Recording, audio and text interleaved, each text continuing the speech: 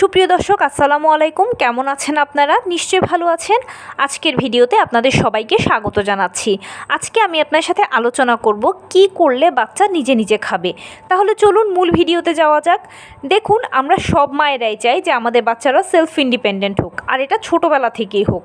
তো সেলফ ইন্ডিপেন্ডেন্সির ক্ষেত্রে সবচেয়ে বড় যে জিনিসটা সেটা হচ্ছে যে খাওয়া।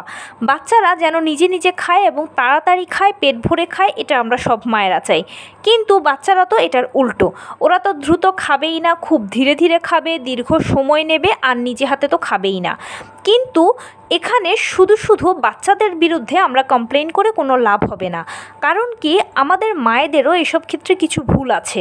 সেই ভুলগুলো হচ্ছে কি, যেমন ধরুন বাচ্চাদেরকে যদি আমরা নিজে নিজে খাবার খেতে দিই, তাহলে তারা কি করে, ঘরটা নষ্ট করে বা বিছানাটা নষ্ট করে, নিজের গায়ে জামাটা নষ্ট করে, সারা হাতে পায়ে শরীরে মুখে খাবার লাগিয়ে নষ্ট করে, অথবা বাড়ির ওয়ালগুলো নষ্ট করে, বিভিন্ন কিছু তারা নষ্ট করে।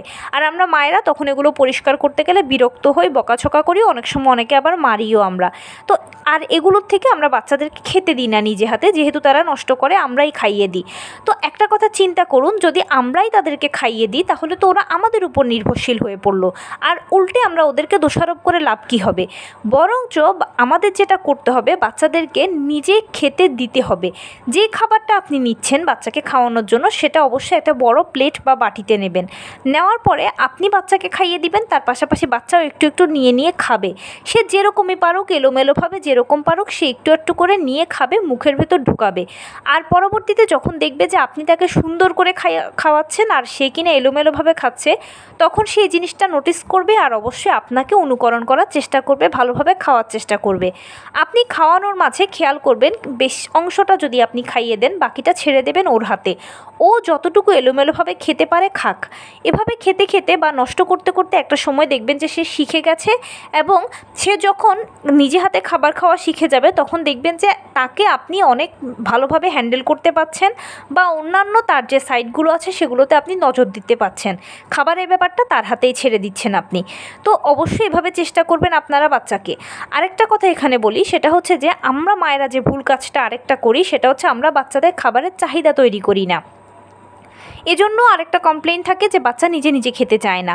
চাহিদা তৈরি করা মানে হচ্ছে, ধরুন আপনি তাকে সকালে ব্রেকফাস্টটা খাওয়াতে ব্যর্থ হলেন, কিছুক্ষণ পরে অন্য কিছু একটা নিলেন, সেটাতেও ব্যর্থ হলেন, এরপরে কিছুক্ষণ পরে আবার একটা ফল নিলেন, সেটাতেও ব্যর্থ হলেন। তো এভাবেই আমরা বলি যে বাচ্চা খাবার খেতে চায় না বা বাচ্চা খাবার খাচ্ছে না, সারাক্ষণ উপোস আছে। কিন্তু আসলে ব্যাপারটা তা নয়। আপনি যখন ব্রেকফাস্ট নিলেন তখন কি হলো, সে এখান থেকে কয়েক চামচ বা একটু খেলো, এরপরে যে খাবারটা নিলেন সেখান থেকে একটু খেলো। তো এভাবে একটু একটু খেতে খেতে কিন্তু তার মোটামুটি পেটটা ভরা থাকে, বা যে খাবারের চাহিদা সেটা কিন্তু তার নষ্ট হয়ে যায়। তো খাবারের যদি চাহিদাই না থাকে তাহলে সে কিভাবে নিজে নিজে খাবে? আপনি যে কাজটা এক্ষেত্রে করবেন সেটা হচ্ছে বাচ্চার পিছে পিছে খাবার নিয়ে ছুটবেন না। হয়তো ব্রেকফাস্টটা খাওয়াতে গেলেন, একটু চেষ্টা করলেন, দেখলেন সে খাচ্ছে না, আপনি ছেড়ে দেবেন। অপেক্ষা করবেন তার খাবারের চাহিদা তৈরি হওয়া পর্যন্ত বা তার ক্ষুধা লাগা পর্যন্ত। যখন তার খিদে পাবে সে নিজে থেকেই খাবার চাইবে, আর নিজে থেকে যখন সে খাবার চাইবে তখন আপনি তাকে অবশ্যই বড় প্লেটে খাবার নেবেন বা বড় বাটিতে খাবার নেবেন, নিজে খাওয়াবেন, বাচ্চাকেও খেতে দেবেন। দেখবেন আপনিও তাকে অনায়াসে গপ গপ করে খাওয়াতে পারছেন, প্লাস সেও নিজের মতো করে খাচ্ছে। এভাবে করে খাওয়া এবং খাওয়ানো দুটোই কিন্তু বাচ্চা শিখবে।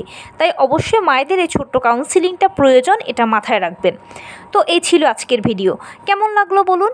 যদি ভালো লেগে থাকে ও হেল্পফুল হয়ে থাকে তাহলে প্লিজ লাইক, কমেন্ট, শেয়ার করতে একদম ভুলবেন না। আর সেই সাথে আমার চ্যানেলটিকে সাবস্ক্রাইব করার বিনীত অনুরোধ রইল। পাশে থাকা বেল আইকনটি ক্লিক করে দেবেন, যেন আমি ভিডিও আপলোড করার সাথে সাথে আপনারা নোটিফিকেশান পেয়ে যান। যদি কোনো প্রশ্ন থাকে কমেন্টসে জানাবেন, আমি রিপ্লাই দেব। প্লাস যদি কোনো পরামর্শ থাকে যে কোন বিষয়ের উপরে ভিডিও বানালে আপনারা উপকৃত হবেন, সেটাও জানাবেন।